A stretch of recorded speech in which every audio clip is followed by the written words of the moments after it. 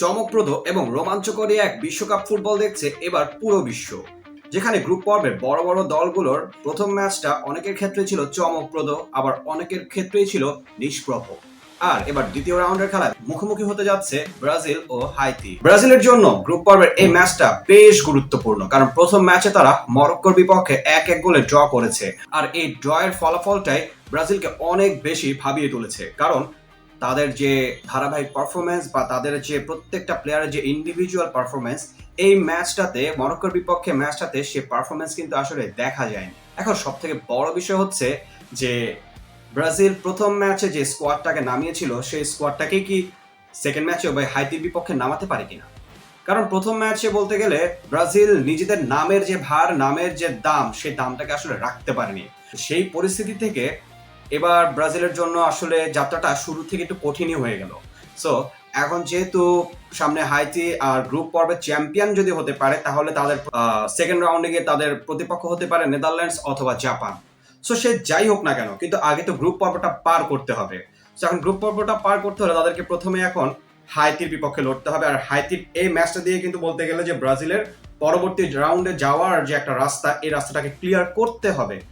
অন্যথায় ব্রাজিলের জন্য কিন্তু এবারের বিশ্বকাপের যাত্রাটা খুব খুব খুব ঝামেলাকর হয়ে যাবে। এই হাইতির বিপক্ষে ব্রাজিল এর আগে আরো 3বার ম্যাচ খেলেছে। একবার 1974 সালের একটা প্রীতি ম্যাচ, এরপর 2004 সালে একটা প্রীতি ম্যাচ, আর সবশেষ 2016 সালে কোপা আমেরিকায় খেলেছিল হাইতির বিপক্ষে। এবং প্রতিবারই ব্রাজিল যে জয়গুলো পেয়েছে দুর্দান্ত এবং বিশাল ব্যবধানের জয় পেয়েছে। তবে ওই হাইতি আর বর্তমানের হাইতি, দুটা হাইতির মধ্যে কিন্তু আকাশ পাতাল ডিফারেন্স থাকবে। যদিও হাইতি এবার প্রথম ম্যাচটা নিজেদের প্রথম ম্যাচে স্কটল্যান্ডের বিপক্ষে হেরে গেছে, তো তারপরও ব্রাজিলের বিপক্ষে যখন তারা নামবে, তাদের কিন্তু আসলে একটা আকাঙ্ক্ষা বা তাদের একটা জেদ চেপেই থাকবে যে ব্রাজিলের বিপক্ষে তারা অনেকবার হেরেছে, সো এবার যদি একটা বড় অঘটন দেখানো যায়। আর সেই ক্ষেত্রে হাইতি কিন্তু এবার চাবে সম্পূর্ণ লো ব্লক ডিফেন্সে খেলতে ব্রাজিলের বিপক্ষে। কারণ ব্রাজিলের রাইট উইং, লেফট উইং এ ভিনিসিয়াস আর রাফিনহার মতো খেলোয়াড় আছে, আর মাঝখানে যদি ম্যাথিউস কুনহা কিংবা এনরিকের মতো খেলোয়াড় থাকে, তাহলে তারা সুযোগ পেলেই অ্যাটাকে চলে যাবে। আর এছাড়া ব্রাজিলের একাদশের যারা থাকবে প্রত্যেকটা প্লেয়ারই কিন্তু আসলে ভালো, কিন্তু প্রথম ম্যাচে আর তারা নিজেদের কেউই মেলে ধরতে পারেনি। হয়তো একটা মানসিক চাপ, বা হয়তো বিশ্বকাপের প্রথম ম্যাচ বা কার্লো আনচেলত্তির একটা প্রথম মিশন, সব জায়গায় মিলিয়ে আর কি প্রথম ম্যাচটা তারা প্রত্যাশিতভাবে খেলতে পারেনি। এবং তারা যে প্রথম ম্যাচটা ড্র করেছে, আমি মনে করছি এটাই ব্রাজিলের জন্য একটা বড় ভাগ্য যে তারা প্রথম ম্যাচটা হারেন। গত ম্যাচে যে একাদশ ছিল, সেই একাদশ থেকে এবার কিন্তু বেশ কিছু পরিবর্তন আসতে পারে। যেমন রক্ষণ ভাগে আমরা হয়তো বা দানিলোকে আমরা ফিরে পেতে পারি, তার জায়গায় বাদ পড়তে পারে রজার আইভানেস। অর্থাৎ প্রথম ম্যাচে আইভানেস কিন্তু ছিল প্রথমার্ধেই, প্রথম থেকেই ছিল, তো পরবর্তী তাকে উঠায় কিন্তু দানিলোকে ফিরেছে। আর এরপরে ব্রেইমারকে আলোচনা থাকলেও মেইন জায়গাতে মার্কিউনোস আর গ্যাব্রিয়াল, এই দুজনকে আমরা পরের ম্যাচে পাচ্ছি। এটাতে কোনো সন্দেহ থাকার কোনো কারণ নেই, কারণ এই দুজনই ব্রাজিলের সব থেকে শক্তিশালী রক্ষণের দায়িত্বে এই দুজন ছাড়া ব্রাজিল প্রত্যেকটা অচল।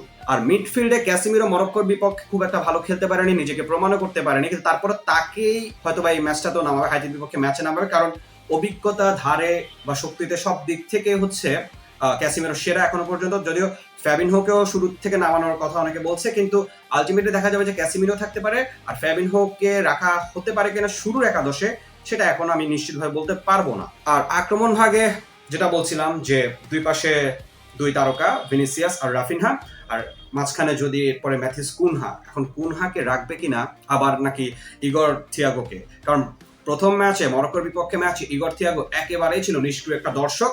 তার কাছ থেকে কোনো কিছুই কোনো কিছুই পাওয়া যায়নি পুরো ম্যাচের মধ্যে। তিনি দুই একটা সুযোগ পেলেও সুযোগগুলোকেও কাজে লাগাতে পারেনি। এবার আসি মেইন কথায়, যে হাইতির বিপক্ষে জিততে হলে ব্রাজিলকে কি করতে হবে। হাইতির বিপক্ষে জিততে হলে ব্রাজিলকে অনেক কাঠখড় পোড়াতে হতে পারে, কারণ তখনকার হাইতি আর এখনকার হাইতি পার্থক্য অবশ্যই আছে। কারণ এখন হাইতি হয়তো আরো অনেক বেশি সুসংগঠিত। খুব স্বাভাবিকভাবে খেলা যতই দিন গড়াবে, একটা দল তত বেশি আপডেটেড হবে। আমাদের বাংলাদেশ দলের ক্ষেত্রে আমি সেটা কিছুই বলবো না, সেটা যাই হোক। বিষয়টা হচ্ছে যে হাইতি এখন যেহেতু গুছানো ফুটবল খেলে, আর তারা ব্রাজিলের খেলা দেখতে অবশ্যই দেখবে, অবশ্যই দেখেছে, সো তারাও একটা প্রেডিকশন নিয়েই আসবে যে কিভাবে ব্রাজিলকে আটকানো যায়। সো তারা ফুল ব্যাক ডিফেন্সে খেলবে। সো এই যে ফুল ব্যাক ডিফেন্সটা তারা যদি বা ফুল ব্লক করে খেলে, তারা ব্রাজিলের আক্রমণগুলোকে আটকানোর চেষ্টা করবে। এবং ভিনিসিয়াস আর রাফিনহা, এই দুজনকে কিন্তু তারা সহজে ঢুকতে দিতে চাবে না। তো সেই ক্ষেত্রে হয়তোবা এখানে একটা বিষয় হতে পারে যে এনরিকে অথবা ম্যাথিউস কুনহা, যাকেই এখন মাঠে নামানো হোক না কেন, এই দুজনকে যদি ঠিকঠাক মতো পাস দেওয়া যেতে পারে আর মাঝখান থেকে যদি সেন্ট্রাল মিডফিল্ডে যদি ক্যাসিমিরো থাকে, তাহলে হয়তো ব্রাজিল বেশ কয়েকটা সুযোগ তৈরি করতে পারে। আর ব্রাজিলের টার্গেটটাই থাকবে যে বারবার আক্রমণ করা, কারণ একটা দল অনেকক্ষণ হয়তো বা চেষ্টা করে ধরে রাখতে পারবে, কিন্তু একটা না একটা সময় একটা ভুল হলে ব্রাজিল কিন্তু একটা গোলের দেখা পেয়েও যেতে পারে। আর যদি ব্রাজিলের ডিফেন্সে কোনো ভুল হয়ে থাকে, যেমন ব্রাজিল কিন্তু বরাবরের মতোই অনেকবারই ছোট দলগুলোর কাছে এই ডিফেন্সের ভুলের কারণেই হেরে গিয়েছে। সো সেই জায়গা থেকে ব্রাজিলের ডিফেন্সকে এবার বেশ সতর্ক থাকতে হবে। যেমন মরক্কোর বিপক্ষে ম্যাচে ব্রাজিলের ফরমেশন ছিল 4-4-2। সো এই ফরমেশন থেকে হয়তো এবার বের হয়ে 4-2-3-1, অর্থাৎ এই ফরমেশনে কিন্তু ব্রাজিল আঞ্চলিক হয়তো ব্রাজিলকে খেলাতে পারে। এই ক্ষেত্রে হাইতি হয়তো এই ম্যাচে 4-4-2 ফরমেশন নিয়ে নামতে পারে, কারণ তাদের মেইন টার্গেটই থাকবে যে তাদের ফুল ডিফেন্সটা যেন তারা সবসময় ব্লক করে রাখতে পারে, যেন কেউ যেন ঢুকতে না পারে। সো এখানে সব থেকে ইম্পর্টেন্ট বিষয় হচ্ছে যে এই যে ডিফেন্স ব্লকটা করলেও ম্যাথিউস কুনহার জন্য কিন্তু একটা রাস্তা থাকতেছে। সো তাকে এই যখনই এখানে ভিনিসিয়াস আর রাফিনহাকে যখন অ্যাটাক যখন আটকাতে যাবে, তখনই মিডফিল্ডের দুই দিক থেকে দুইজন করে যদি চলে যায়, তাহলে মাঝখানের জায়গাটা কিন্তু অনেকটা ফাঁকা হয়ে যাচ্ছে।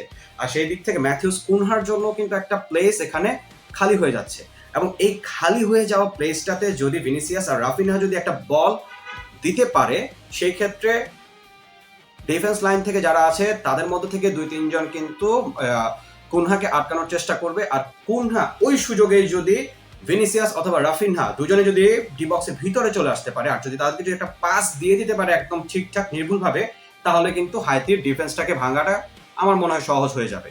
আর হাইতি 1974 সালে সবশেষ বিশ্বকাপ খেলেছিল, আর তারপর তারা এবার দ্বিতীয়বারের মতো বিশ্বকাপের মঞ্চে জায়গা করে নিয়েছে। সো তারাও কিন্তু আসলে ছেড়ে কথা বলার মতো কোনো জায়গা তারা রাখবে না, কারণ এত বছর পর বিশ্বকাপে খেলতে এসেছে। প্রথম ম্যাচটা তারা হেরে গিয়েছে স্কটল্যান্ডের কাছে, তবে দলটা ব্রাজিল, আর ব্রাজিলের বিপক্ষে তারা অবশ্যই সেই মেন্টালিটি নিয়েই নামবে যে যতটা সম্ভব নিজেদেরকে সেভ করে খেলার। বাট কোনো একটা ভুলে ঘটে যেতে পারে বড় কোনো অঘটন, সেটা ব্রাজিলের ক্ষেত্রেও হতে পারে, হাইতির ক্ষেত্রেও হতে পারে। আর সাম্প্রতিক সময় ব্রাজিলের খেলা বা ব্রাজিলের পারফরমেন্স নিয়ে সব মহলেই একটা বিতর্ক চলছে, কারণ সাম্প্রতিক পারফরমেন্স বিবেচনায় ব্রাজিলকে আসলে সবাই এবার উপরে রাখতে পারছে না, টপ লিস্টে রাখতে পারছে না। এটা আসলে ব্রাজিলের জন্য একটা ব্যর্থতা। এখন ব্রাজিলকে নিজেদের সেই জায়গাটাকে পূরণ করতে হবে, ফিল আপ করতে হবে। সেই জন্য এই ম্যাচে, হাইতির বিপক্ষে ম্যাচে ব্রাজিলকে নিজেদের সর্বোচ্চটুকু দিয়েই চেষ্টা করতে হবে, কারণ এই ম্যাচেই টার্গেট থাকবে যে একটা ভালো স্কোর দিয়ে যদি হাইতিকে হারানো যেতে পারে, তাহলে স্কটল্যান্ডের বিপক্ষে ম্যাচে ব্রাজিলের চাপটা কিছুটা হলেও কমে যাবে। অর্থাৎ ব্রাজিল সেকেন্ড রাউন্ডে যাওয়ার রাস্তাটা মোটামুটি নিশ্চিত হয়ে যাবে, সেটা গ্রুপ চ্যাম্পিয়ন হয়ে হোক বা গ্রুপ রানার আপ হয়ে হোক বা সেরা তৃতীয় দল হিসেবে হয়ে হোক, একভাবে না একভাবে ব্রাজিল যাবে। তবে এই ম্যাচটা ব্রাজিলের জন্য, আমি মনে করি যে এই বিশ্বকাপের এই ম্যাচটাই ব্রাজিলের জন্য একটা হট ম্যাচ, কারণ এই ম্যাচটার উপরে অনেক কিছু ডিপেন্ড করছে। প্রথম ম্যাচে ড্র, সেকেন্ড ম্যাচে যদি ব্রাজিল জিততে না পারে, তাহলে ব্রাজিলের জন্য কিছু বলার থাকবে না। ব্রাজিল যদি সেকেন্ড রাউন্ডে চলে যায়, সেক্ষেত্রে তাদের প্রতিপক্ষ পড়ে যাবে কে জাপান অথবা নেদারল্যান্ডস। এইটা নিয়ে আমরা পরে আরেকটা ভিডিও বানাবো, কারণ এই দুটা দলের সাথে ব্রাজিলের ইতিহাস খুব একটা সুন্দর না। সো সে অপেক্ষাতে আমার থাকবেন, ও আমি পরবর্তীতে আরো অনেক ভিডিও দিব আপনাদের জন্য এই বিষয়ে। সো বিশ্বকাপের এমন আরো অনেক প্রেডিকশন, এমন ম্যাচ বিশ্লেষণ আর এমন অজানা সব গল্প পেতে বিয়ন্ড অন সাইড চ্যানেলটিকে সাবস্ক্রাইব করতে ভুলবেন না। ধন্যবাদ সবাইকে।